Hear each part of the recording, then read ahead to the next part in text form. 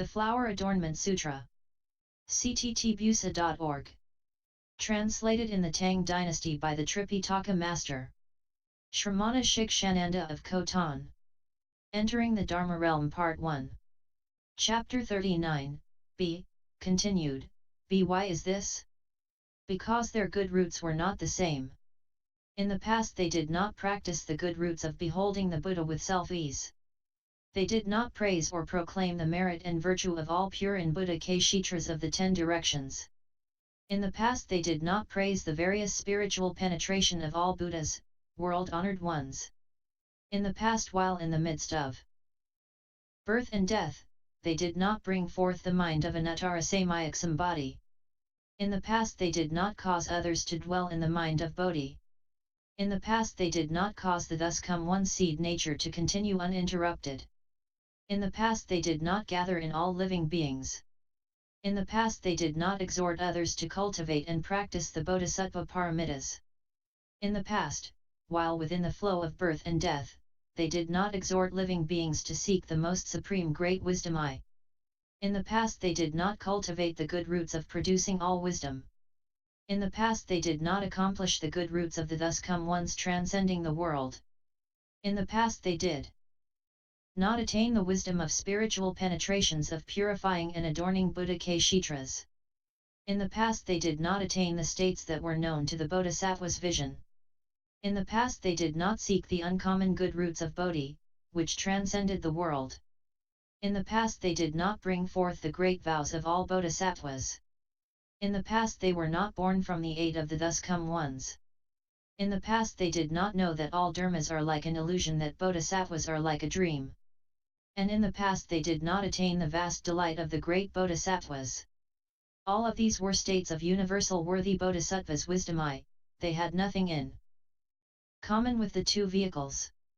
Because of such causes and conditions, all of the great sound hearers could not see, could not hear, could not enter, could not attain, could not be mindful of, could not contemplate, could not consider, could not ponder, and could not discriminate. And so although they were situated right within the Jita grove, they could not see the great spiritual transformations of the thus come one. Moreover, because all of these sound hearers did not possess such good roots, did not possess such a wisdom I, did not possess such samadhis, did not possess such liberation, did not possess such spiritual penetrations, did not possess such awesome virtue, did not possess such strength, did not possess such self-mastery, did not possess such places of dwelling, and did not possess such states, they were therefore in this place, but could not know, could not see, could not enter, could not certify to, could not dwell, could not understand, could not contemplate, could not endure, could not tend toward, could not roam within it. Moreover, they could not vastly elucidate, explain, proclaim, advocate or manifest, guide or exhort others' progress, causing them to tend toward, causing them to practice and cultivate, causing them to dwell peacefully within, or causing them to certify to and enter. Why is this? Because all of these great disciples had relied on the sound hearer vehicle to escape. They had accomplished the sound hearer's path, they had perfected the sound hearer's conduct, they had peacefully dwelt in the sound hearer's fruition, and obtained fixed wisdom.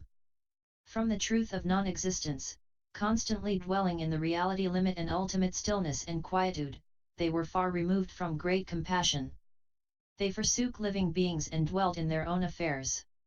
With regard to the other's wisdom, they could not accumulate it, could not cultivate it, could not dwell peacefully within it, could not seek it with their vows, could not accomplish it, could not purify it, could not tend toward and enter it, could not penetrate it, could not know or see it, could not certify to and attain it. Which is why even though they were inside the Jita grove, coming face to face with the thus come one, they could not behold such vast great spiritual penetrations. Disciples of the Buddha, it is like all along the shores of the river Ganges there are hundreds, thousands, tens of millions of hungry ghosts who are all naked, hungry, and thirsty. Their entire bodies are scorched and blazing. Ravens, eagles, and wolves all rush to seize and grab them. These ghosts are oppressed by great thirst and wish for water to drink.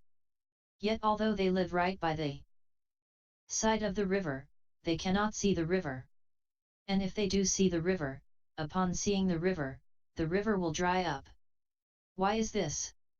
This is due to the covering by their deep and heavy karmic obstacles.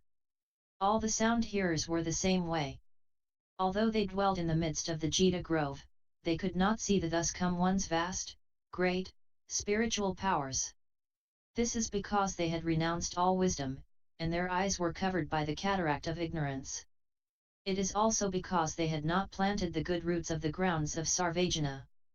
It is as when there is a person within the assembly who is sound asleep, and who suddenly dreams of seeing on the summit of Mount Samur the great city of good view, where Lord Chakra dwells.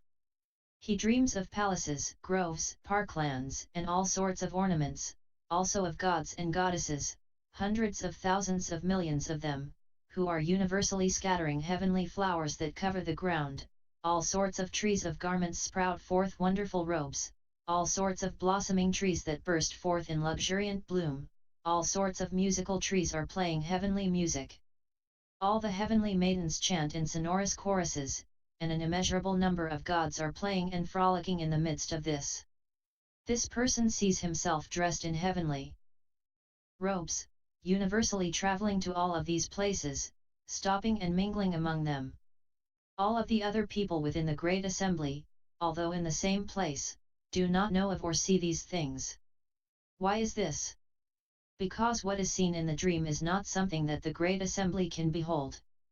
All bodhisattvas and kings of the world are just like this. They have long accumulated the power of good roots. They have brought forth vast great vows of all wisdom. They have studied the merit and virtue of all Buddhas. They have cultivated the adorned path of a Bodhisattva. They have perfected the wisdom dharma of all wisdom.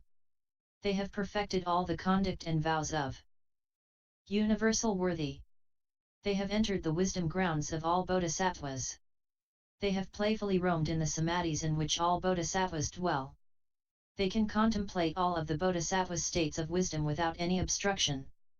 For such reasons all of them behold the world-honored one's inconceivable spiritual transformations of self-ease. All the great disciples, the sound hearers, could not see, could not know, because they lacked the bodhisattva's pure eyes. It is as in the snowy mountains where there is a multitude of medicinal herbs. A good physician who goes there can distinguish all of them. Yet the hunters and herdsmen who constantly dwell on the mountain cannot see the medicine. This is just the same way. All of the bodhisattvas enter the states of wisdom, become replete with the power of self-mastery, and can perceive the thus come one's great spiritual transformations. However, all of the great disciples knew only of benefiting themselves, and did not wish to benefit others. Seeking only for their own tranquility, they did not wish for others' tranquility, which is why although they were right inside the grove, they could not know or see. It is as in the center of the earth, there are many jewel caches, which are filled with all sorts of valuable and rare gems. There is a great hero, wise and understanding, well adept at discriminating all the hidden caches.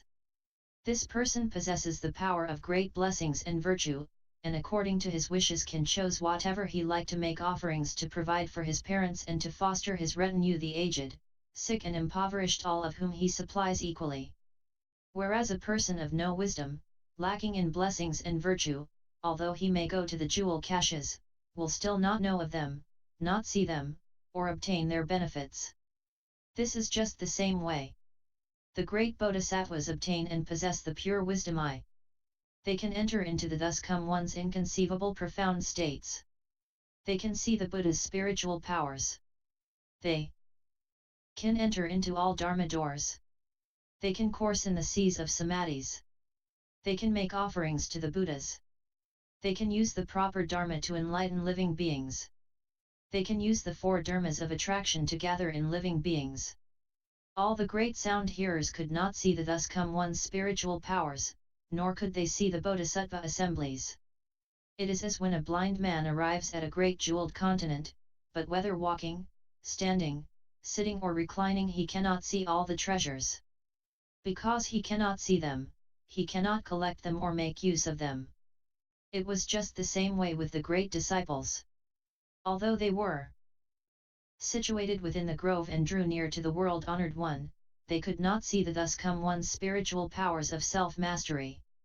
Nor could they see the great assembly of bodhisattvas. Why is this? Because they lacked the bodhisattva's unobstructed pure eyes, and could not respectfully enlighten to and enter into the Dharma realm and behold the thus come one's self-mastery. It is as when someone has obtained the pure eye called light of leaving filth. None of the dark shadowy places can obstruct him. Then if this person is situated in a dark or shadowy place in the midst of hundreds of thousands of millions of people, whether he be walking, standing, sitting or reclining, there is none of these people's shapes or forms or comportments that this bright-eyed person cannot see.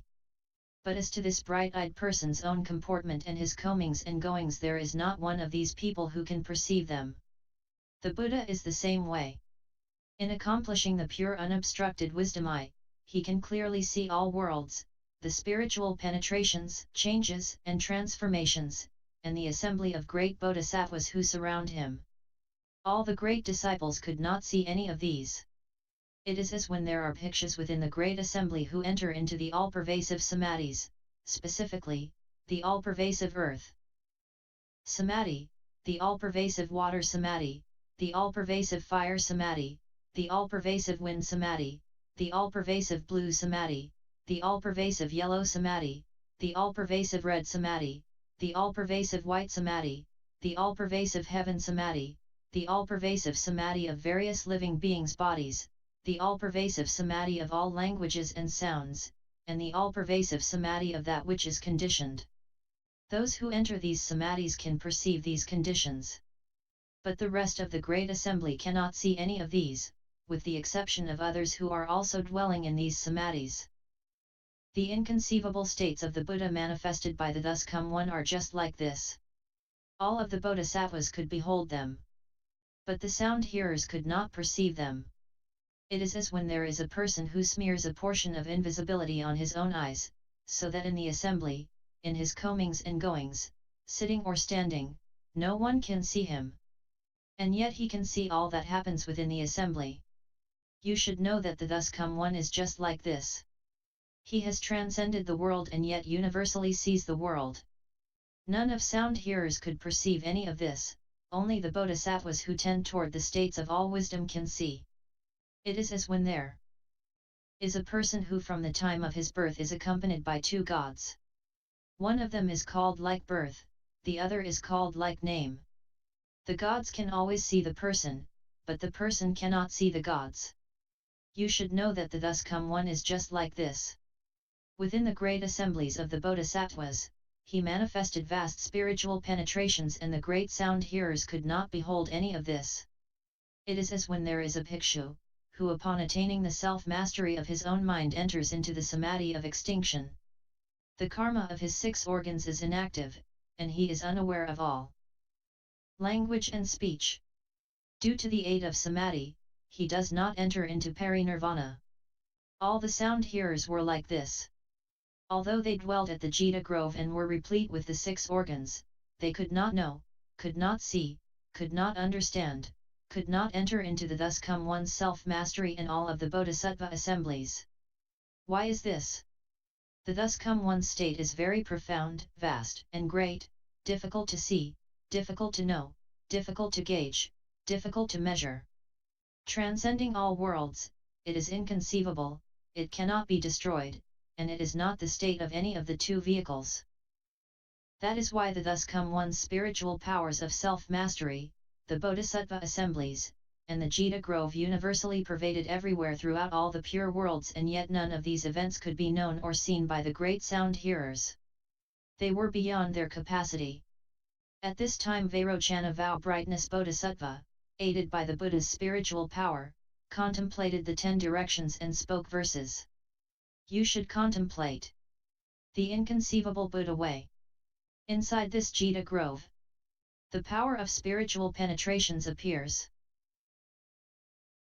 The awesome spiritual strength of the well-gone one manifests that which is without measure. All of those in the world are confused, deluded, they cannot understand. The Dharma King's profound, wonderful Dharma is measureless, hard to conceive. The spiritual penetrations, which he manifests, none in the world can fathom. He understands that dharmas are without an mark, which is why he is called the Buddha. He is replete with the adorning characteristics. His praises and proclamations are without exhaustion.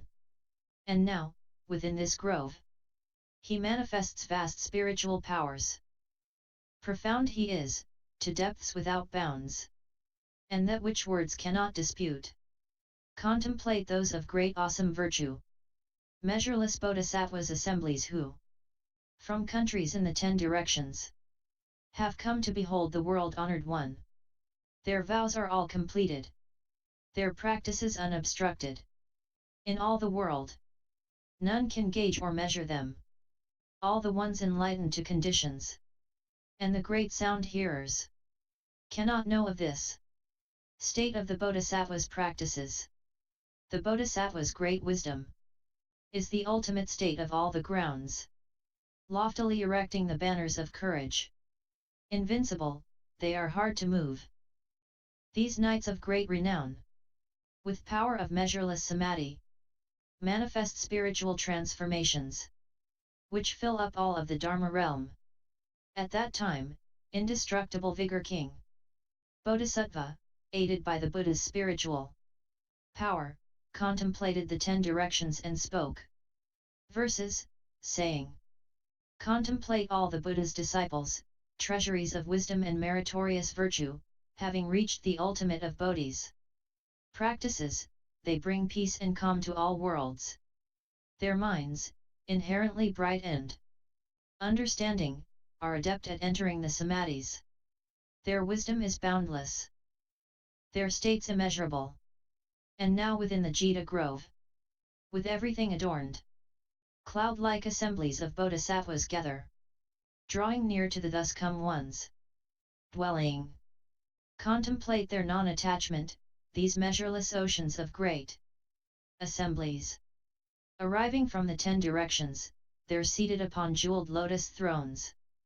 With no coming and no dwelling, no relying and no idle dispute, leaving filth, their minds are unobstructed, they are ultimate in the Dharma realm.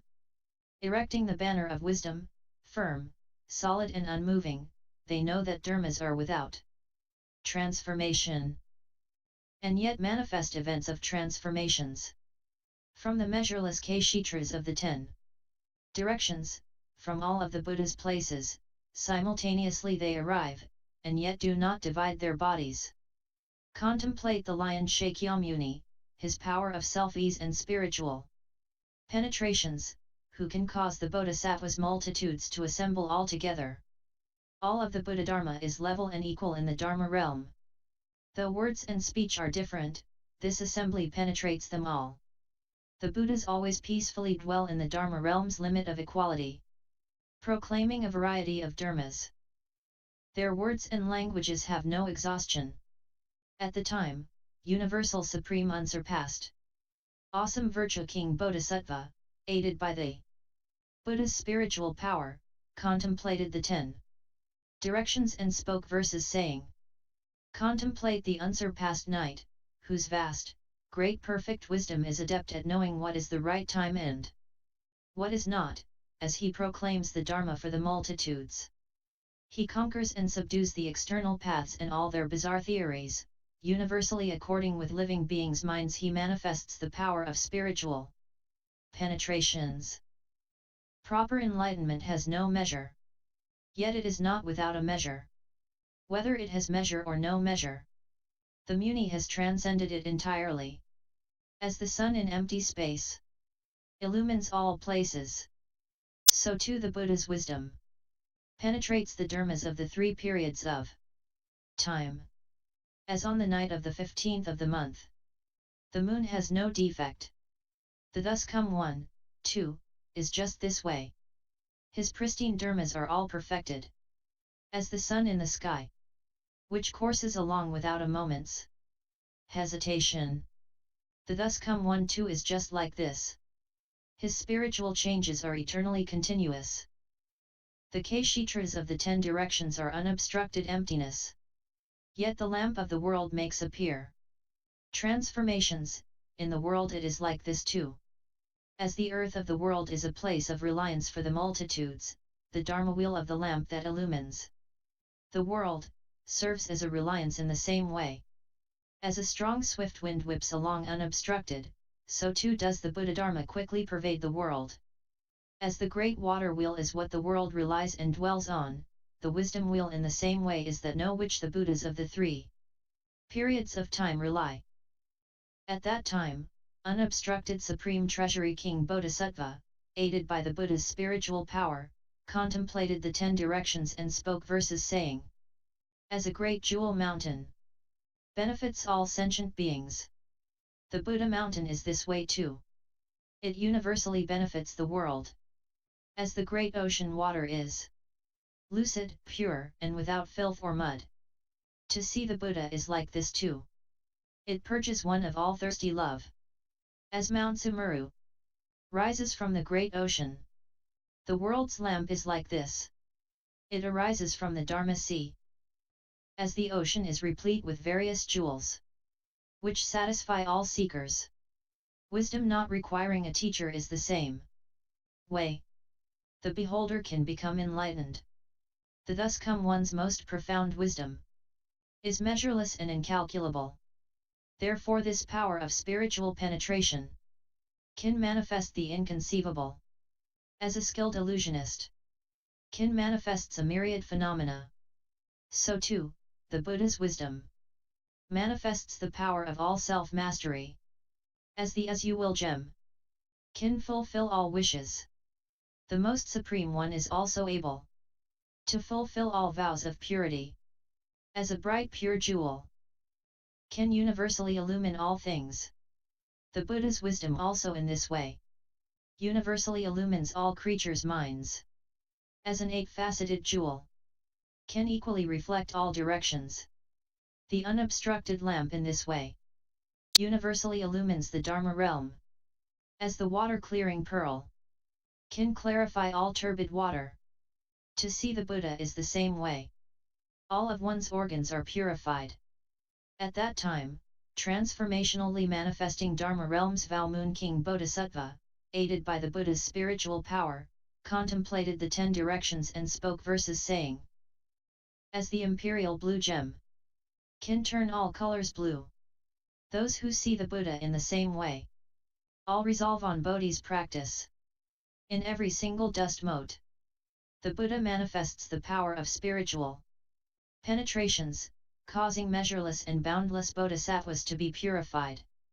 This profound, subtle, wonderful power, boundless and unknowable, is a state of the bodhisattvas, which none in the world can fathom. The manifestation of the Tathagata's body is an appearance pure and adorned.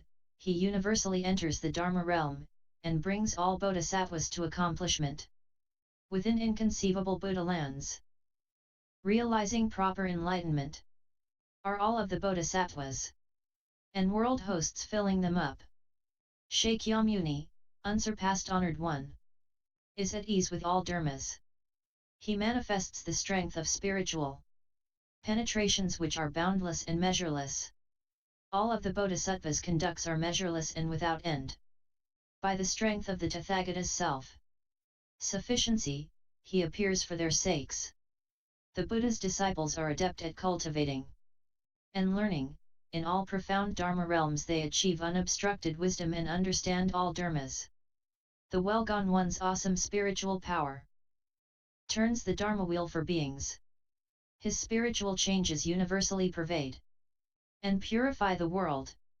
The Tathagata's wisdom is perfect. His states are also pure. Like a great dragon king, he universally aids all beings.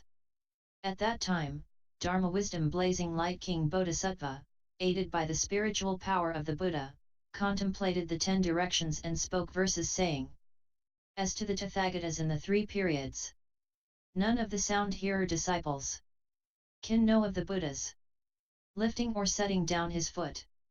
And in the past, present and future realms, All the conditionally enlightened ones also will not know of the Tathagatas lifting or setting down his foot.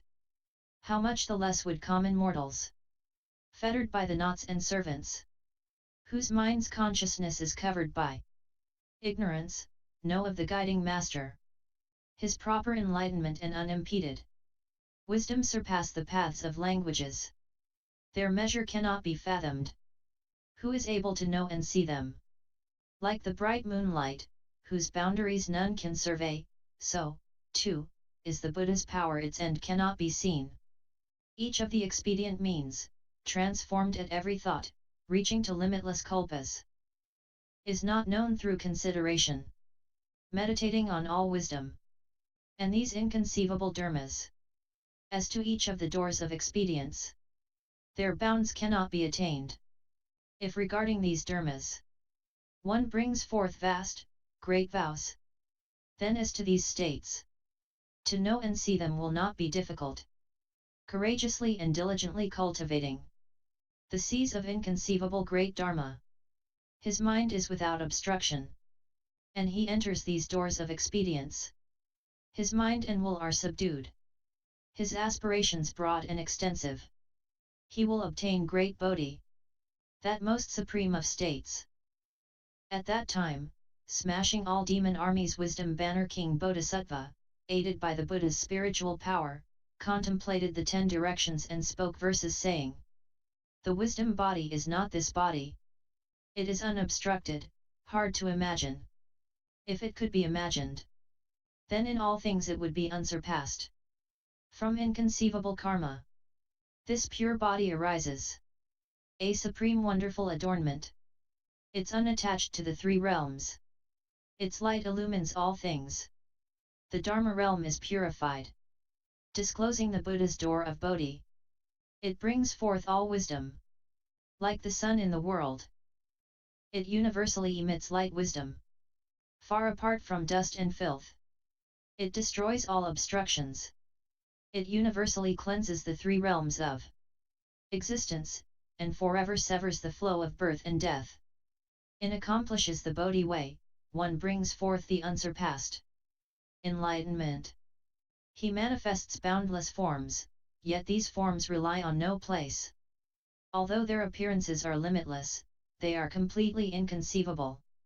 In a single instant of Bodhi, one can awaken to all dharmas. How can one hope to fathom the scope of the Tathagata's wisdom?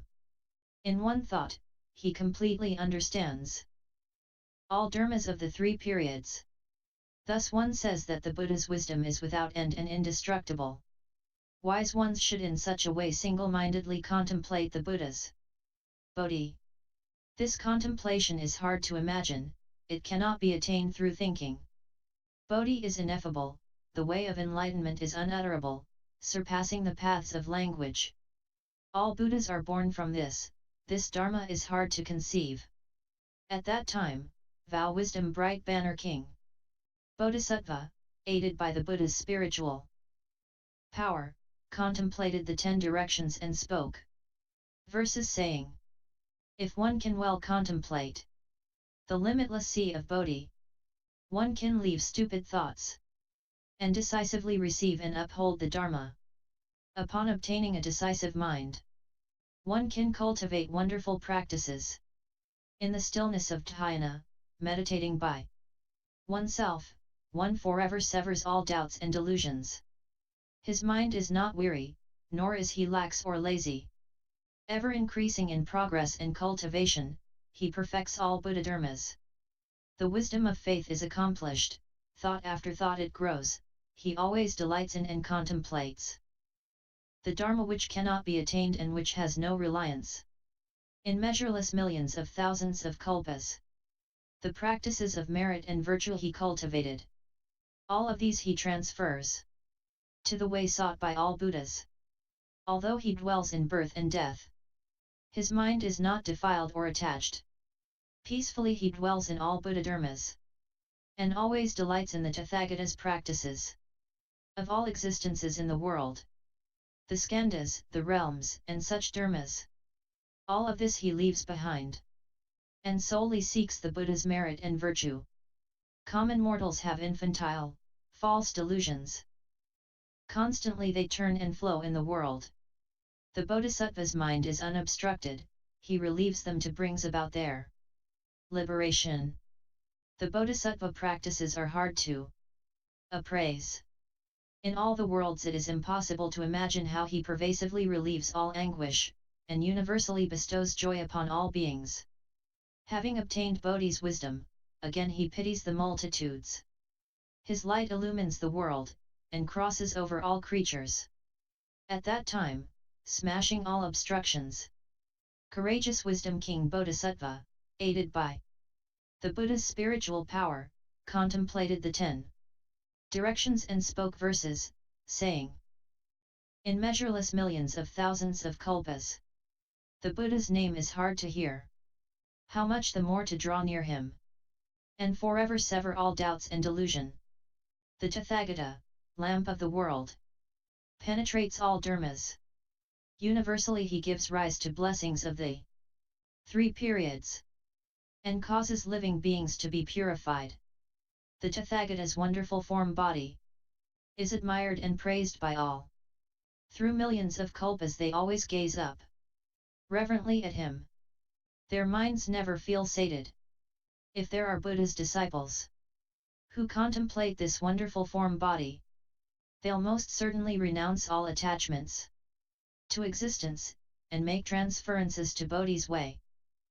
The Tathagata's wonderful form body forever proclaims the vast great sound. His eloquence is unimpeded. In disclosing the door to Bodhi, he awakens all living beings, limitlessly and inconceivably, enabling them to enter wisdom's gate, and bestows on them Bodhi's prediction. The Tathagata appears in the world as its great field of blessings. He universally guides all sentients to gather blessings in their practices. Those who make offerings to the Buddhas forever leave the fear of evil paths. They destroy all suffering, and accomplish the wisdom body. Upon seeing the doubly fulfilled honored 1, they can bring forth a vast, great mind. Such people always see the Buddha, and grow in wisdom power. Upon seeing the most supreme one in all of humankind, decisively they resolve on Bodhi. Then each person himself knows, that for certain he will attain proper enlightenment. At that time, Dharma realm's various spiritual penetrations King Bodhisattva, aided by the Buddha's spiritual power, contemplated the 10 directions and spoke verses saying, Shakyamuni, unsurpassed honored one, is replete with all merit and virtue. The beholder's mind is purified, and makes transferences toward great wisdom. The Tathagata, great, kind, compassionate one, appears in the world, and universally for all creatures, turns the peerless Dharma wheel. The Tathagata in innumerable kalpas diligently toils for living beings. How can those in the world repay our great teacher's kindness? I would rather for measureless kalpas endure the suffering of the evil paths, than to ever forsake the Tathagata. To seek escape from this, I would rather for living beings' sake take on all suffering, than to ever renounce the Buddha. To seek security and bliss, I'd rather stay in the evil destinies, and forever hear the Buddha's name, than to be born in good paths, and for a moment not hear of the Buddha. I'd rather be born in the hells, in each one of them for innumerable eons, and never be afar from the Buddha, or seek to leave the evil destinies. Why would I rather dwell for a long time in all of the evil paths? So as to see the Tathagata, and so that my wisdom will increase and grow. Upon seeing the Buddha, all suffering is destroyed, and one can enter into the Tathagata's states of great wisdom.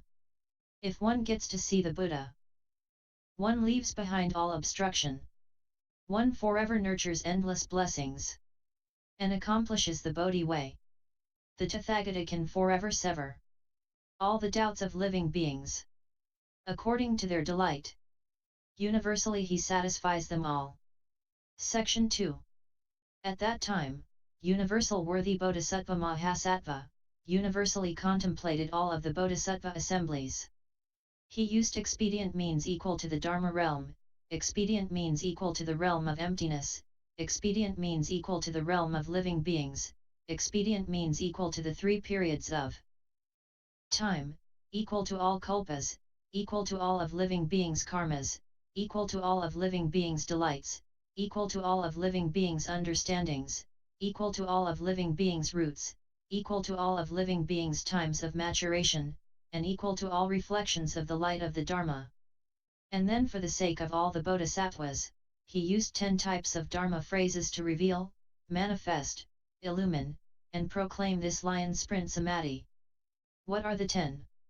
They are, the Dharma phrase that proclaims his ability to manifest within the Dharma realm in number equal to Buddha Kshetras like dust motes, the respective appearances of all Buddhas in the world and the successive formations and destructions of all Kshetras, the Dharma phrase that proclaims his ability to manifest within the realm of empty space in number equal to Buddha Kshetras like dust motes, sounds that praise the thus come one's merit and virtue to the ends of future kalpas, the Dharma phrase that proclaims his ability to manifest within the realm of empty space in number equal to Buddha Kshetras like dust motes.